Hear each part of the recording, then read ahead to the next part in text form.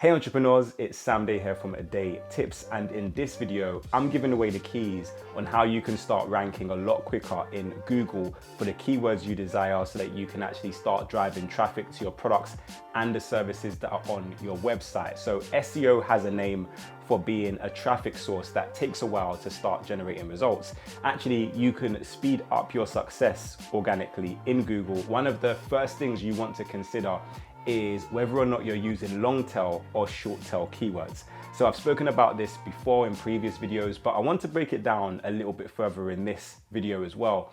So a long tail keyword is basically a keyword that is more descriptive, it's more in depth, and you kind of understand what someone is searching for a little bit better when they use a long tail keyword. But if you're trying to optimize your website and web pages for short tail keywords, then actually you're coming up against a lot of competition. It's a very vague keyword. So an example of a short tail keyword might be something like fitness. And it might sound ludicrous, but I actually have clients who come to me and want to rank for short tail keywords such as fitness. So fitness is so vague that someone who types fitness into Google, you have no idea what they want.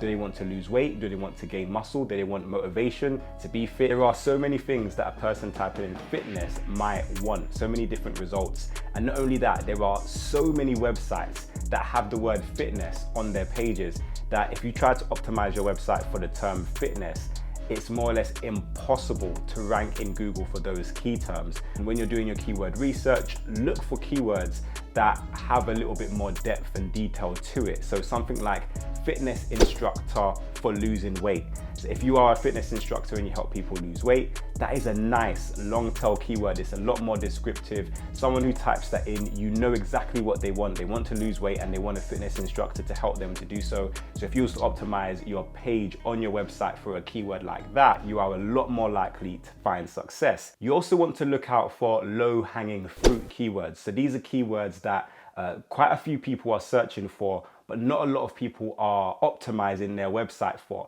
And you can identify this simply by going into Google, typing your keyword in, the keyword that you desire to rank for, and seeing the search results. And what you want to look out for is the URL and the title of those pages, because usually when a website is going after a specific keyword, it will use the keyword in their URL and in their title. So if you type a keyword into Google that you've done some research on and you know people are searching for that keyword, and you click the websites in the results page and not a lot of them have the exact keyword in the URL and title, then that might be a low-hanging fruit keyword that you can actually utilize. So the third type of keyword that you want to keep in mind when it comes to ranking in Google is something known as LSI keywords. So LSI keywords are keywords that are related to whatever your main keyword is.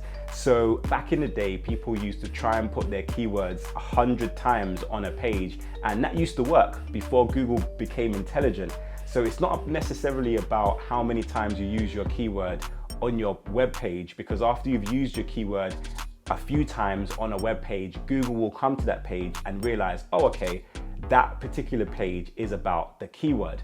But you don't want to overuse that keyword, because overusing it can actually have an adverse effect on your SEO rankings, because it might lead Google to believe you're trying to game the system and just use that keyword all over the place just to trick Google into ranking that page. SEO is kind of a balance between making sure your keywords are on your page, but also not overdoing it so that where you include your keywords doesn't sound inauthentic to people who actually come across your web pages.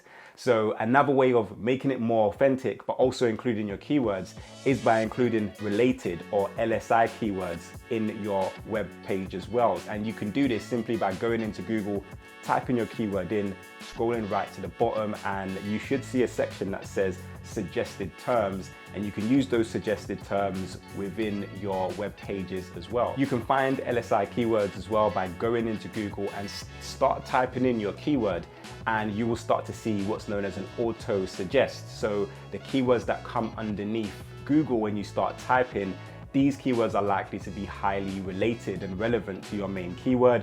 So if they are relevant and you feel like you can use those keywords organically within your content or on whatever page it is you are optimizing, then make sure you use those LSI keywords as well. They can help to bump you up in the search results. So another type of keyword that can really help you perform well is anchor text keywords. So oftentimes we hear people talk about backlinks and the importance of backlinks when it comes to building your website's authority. And a backlink is simply when another website links to your website. But what's even more powerful is when a website links to you using keyword-rich anchor text. So let's say, for example, you wanted to rank in Google for the keyword fitness instructor in London, and another website links to your website, but via the word fitness instructor in London.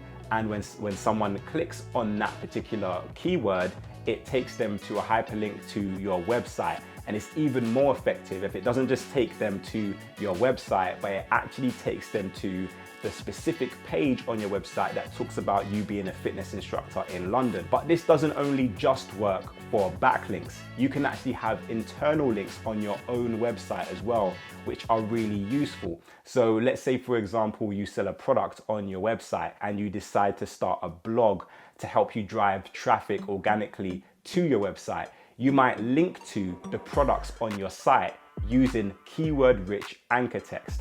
This helps Google to kind of understand and easily find the products that are on your website.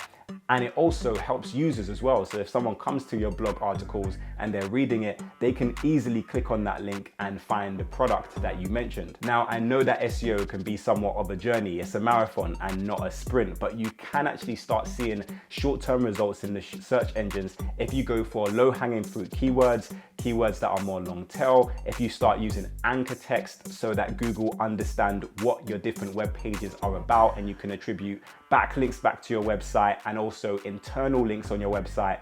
This can really help you to build a website that Google want to suggest to users who are searching terms that are related to your website. So make sure you use some of these keywords in your content and on your website to start seeing better performance on Google search. If you want to know more about how SEO can help you as part of your overall digital marketing strategy, make sure you grab the formula, which is the free guide to generating leads and sales online. I'll leave a copy somewhere on this screen and in the description down below.